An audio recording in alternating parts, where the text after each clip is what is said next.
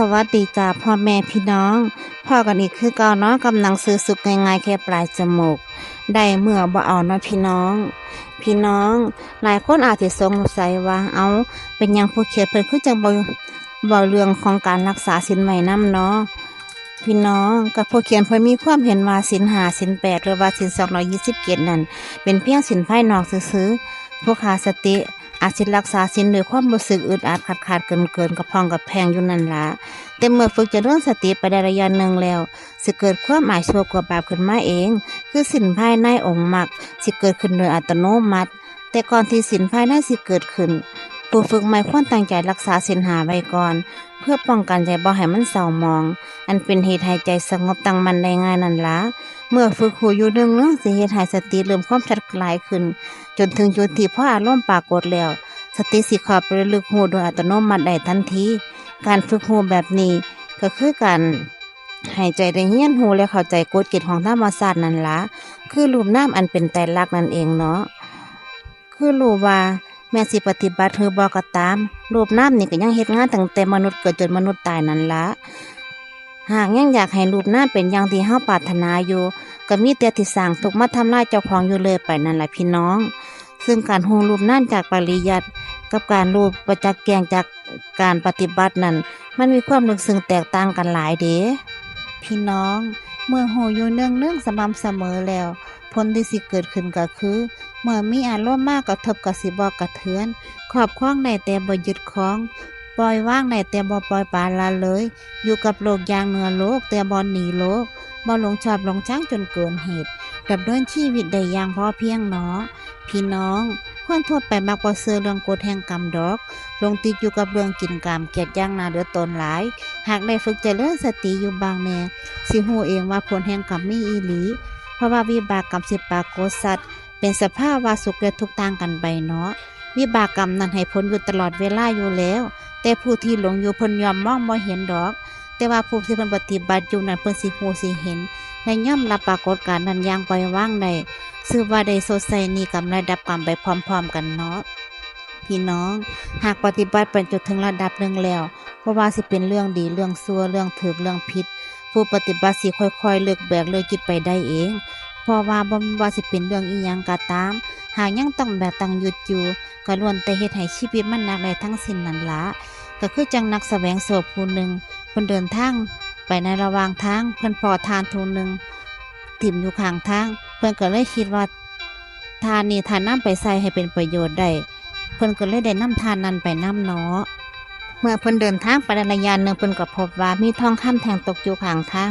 เพิ่นก็เลยถิ่มทานกระสอบนั้นเพราะเพิ่นคิดว่าทองคำมีค่าหลายกว่าทานแล้วหันมาแบกเอาทองคำนั้นไป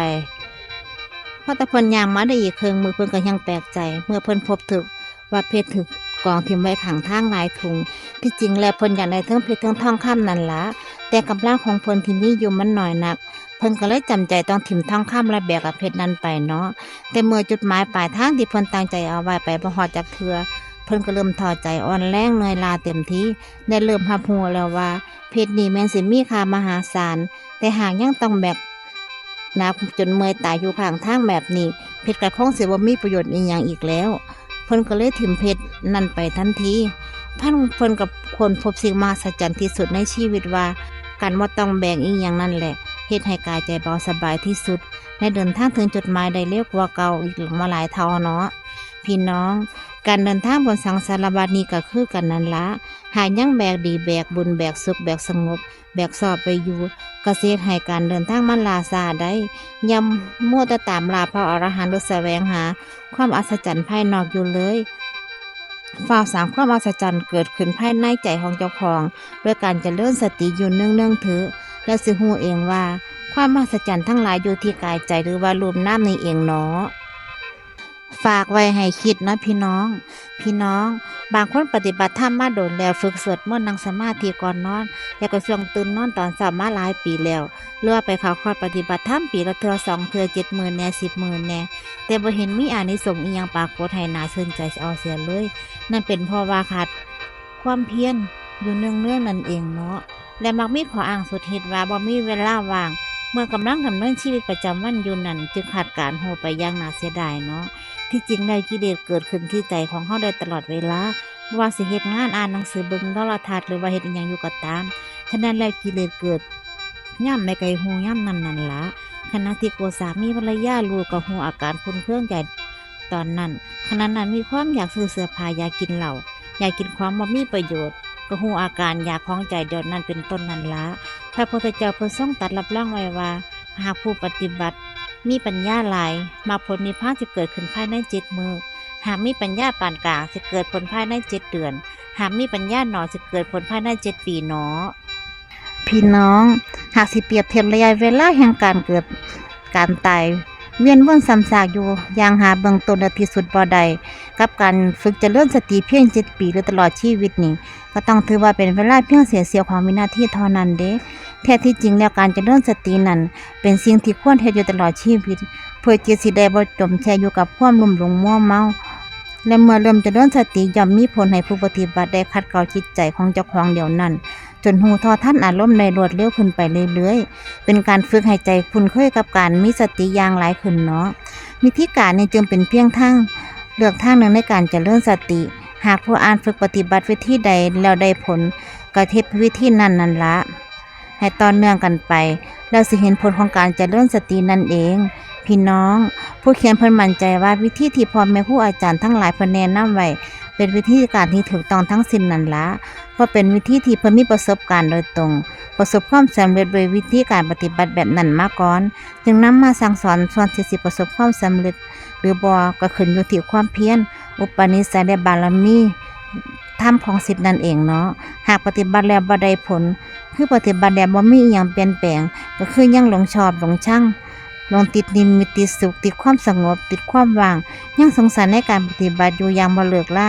ยังติดยึดติดในรูปแบบหรือว่าครูบาอาจารย์อยู่คือเก่าก็ควรเฉลียวใจและแสวงหาวิธีอันเหมาะสมกับเจ้าของต่อไปเด้อพี่น้องอาจสิเป็นเพราะว่าอาจารย์และศิษย์บ่เคยเกื้อกูลกันมาแต่อดีตหรือว่าเอาบายธรรมของอาจารย์มาบอกกับศิษย์ก็ได้บ่ควรยึดติดถือมั่นกับวิธีการหรือว่าพ่อแม่ครูอาจารย์จนเกินไปหลาย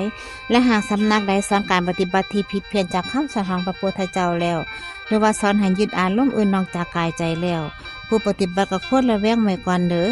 ผู้เขียนเพิ่นมีความเห็นว่าบ่มีวิธีการไหนแสดงกับทุกคนดอกเพราะว่าสร้างกรรมมาแตกต่างกันจริตอุปนิสัยจึงแตกต่างกันไปน้ำนั่นละถ้าผู้ใดมีพ่อแม่ครูอาจารย์อยู่แล้วก็ควรปรึกษาขอคำชี้แนะจากเพิ่นอยู่เสมอเถิดอย่ามั่วคิดคาดเดาเอาเองหาคำตอบเอาเองอาจสิลงทางได้ง่ายการปฏิบัติธรรมก็สิก้าวหน้าได้อย่างรวดเร็วเด้อฉะนั้นแล้วบ่ว่าสินับถือศาสนาใดนับถือลัทธินิกายใดก็สร้างทุกคนก็ล้วนแต่มีความทุกข์ทั้งสิ้นนั่นละจึงควรฝ่ารับทุกข์โดยตัวเจ้าของเองด้วยการเจริญสติโดยวิธีใดวิธีหนึ่งหรือว่าวิธีการเจริญสติทั้ง6 ข้อคือจังที่บอกมาแล้วทั้งหมดนี้ละบ่เกิน3 เดือนอาจสิเห็นความเปลี่ยนแปลงของจิตใจและรับรองตัวเองได้ว่า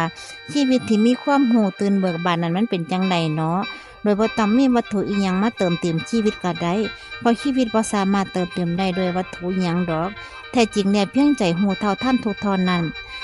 สาติสุขก็สิเกิดขึ้นเองและสิฮู้ว่าความสุขอยู่